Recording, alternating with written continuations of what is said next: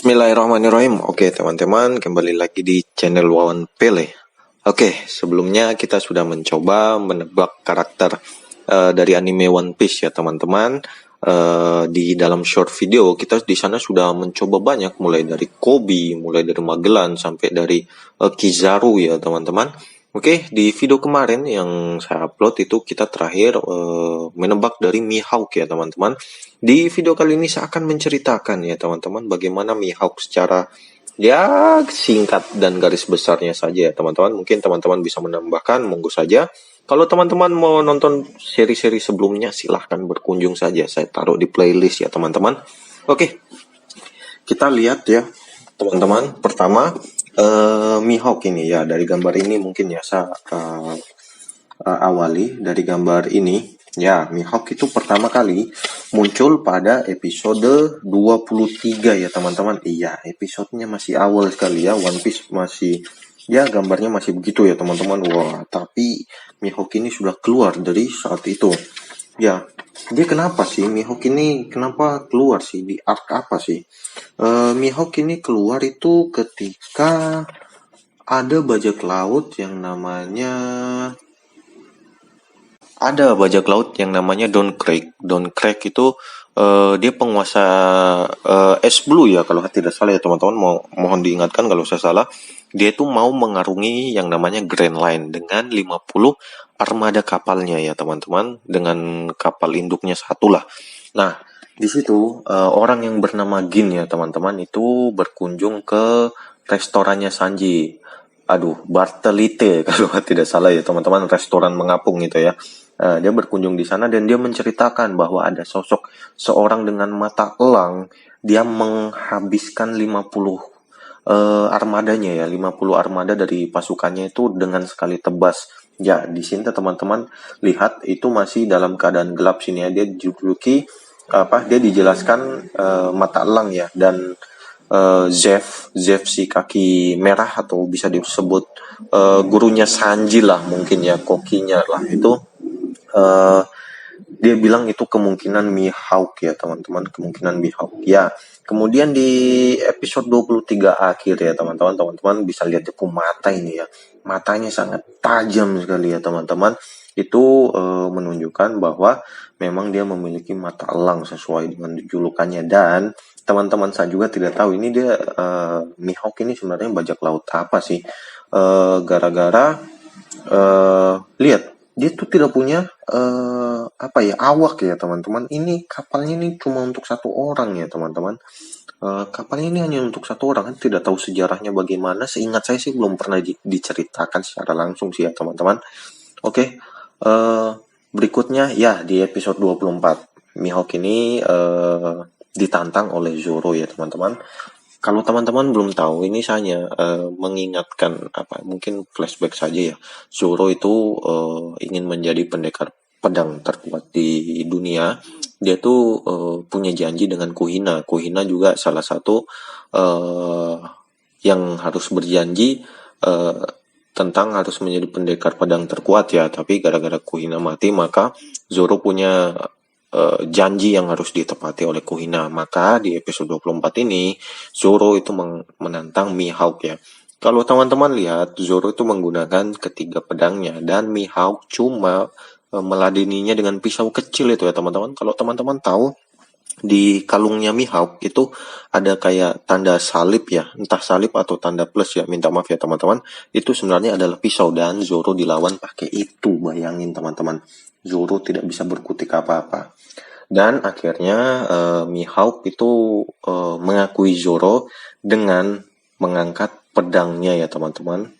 Nah, Mihawk itu meladeninya dengan pedang aslinya, pedang hitam, salah satu pedang dari 12 pedang terkuat ya. Yoru kalau tidak salah, ini saya cari di internet namanya Kokuto atau pedang hitam ya teman-teman. Nah, itu pedang terkuat lah di dunia One Piece, salah satu pedang terkuat ya. Ya, teman-teman lihat sendiri dia duel. Dan ini kalau teman-teman, saya kasih sekedar informasi ya teman-teman. Kalau teman-teman melihat luka bekas Zoro sayatan di dadanya ini, itu kenapa? Itu karena dia bertarung dengan Mihawk tadi ya teman-teman. Itu bekas dari episode 24 sampai sekarang belum hilang-hilang. Itu untuk bekas di dadanya Zoro ya. Tapi kalau di matanya itu saya belum tahu. Setahu saya belum diceritakan sih bagaimana dia mendapatkan goresan di matanya ya teman-teman. Tapi kalau di dadanya itu karena Mihawk. Karena bagaimana Mihawk itu terkesan karena Zoro bilang seorang pendekar pedang akan malu mempunyai luka di punggungnya. Dalam artian itu lari ya teman-teman, maka ada tebasan di punggungnya. Maka teman-teman bisa lihat di gambar ini Zoro menyerahkan dadanya dengan terbuka ya, dengan terbuka oleh agar disabet oleh Mihawk ya, karena kalah berduel. Oh iya teman-teman, sebagai informasi tambahan di sini Zoro dua pedangnya ya kalau nggak salah itu sudah patah ya teman-teman. Jadi makanya dia harus mencari pedang baru lagi. Mungkin kita akan bahas di lain kesempatan. Oke, berikutnya apa Mihawk itu hanya muncul di episode 23, 24? Tidak ya teman-teman. Mihawk keluar di episode 45. Itu saat apa? Wah, ini saat Mihawk itu bertemu dengan Shanks. Tapi minta maaf ya teman-teman, saya tidak ada screennya di sini. Dia tuh bertemu dengan Shanks. Awalnya Shanks sih kayak oh ya, kalau teman-teman belum tahu hubungannya Shanks dengan Mihawk itu apa? Mereka itu rival ya teman-teman. Tapi Mihawk sudah tidak tertarik melawan Shanks karena apa? Shanks tangannya putus ya teman-teman. Tangannya hilang karena menyelamatkan Luffy. Maka dari itu Mihawk di situ di episode 45 itu dia menjelaskan kalau dia sudah tidak tertarik melawan orang bertangan satu. Itu awalnya rival itu ya teman-teman. Mihawk bertemu Shanks itu tujuannya untuk apa? Dia memberitahu kalau Luffy sudah punya bounty dan Shanks dan kru-krunya Yasop dan yang lainnya itu senang gitu ya mendengar keberadaan dari Luffy yang sudah punya bounty. Kalau tidak salah itu bounty-nya baru 30.000 belly ya teman-teman. Berikutnya ada di episode 151 ya teman-teman. Mihawk keluar lagi tuh di situ. Mereka berkumpul dalam rapat Shichibukai dengan Angkatan Laut ya. Kenapa ada rapat itu? Karena kalau saya tidak salah itu Crocodile itu sudah ketahuan kedok jahatnya ya teman-teman oleh Luffy dan kawan-kawan pas di Arc Alabasta. Maka dari itu pemerintah memutuskan untuk ya ada perundingan beginilah. Dan di episode 151 ini kita bisa lihat tuh krunya Kurohige dan Kurohige mencalonkan diri sebagai Shichibukai teman-teman. Dari situ teman-teman bisa lihat. Berikutnya, oh ya, dari gambar ini teman-teman bisa lihat ini salah satu episode yang menceritakan tentang Mihawk, di mana dia tinggal dan seperti apa sih maksudnya tempatnya begitu ya. Dia tuh tinggal di Pulau Kuraigama ya, kalau saya tidak salah ya teman-teman, dengan kastilnya bernama Shikearu, yaitu kastil yang 7 tahun diceritakan sini 7 tahun telah terjadi peperangan dan hanya tersisa Mihawk sendirilah yang maksudnya itu kayak reruntuhan gitu ya teman-teman, dan Mihawk memanfaatkan kastil yang sudah tidak dihuni itu.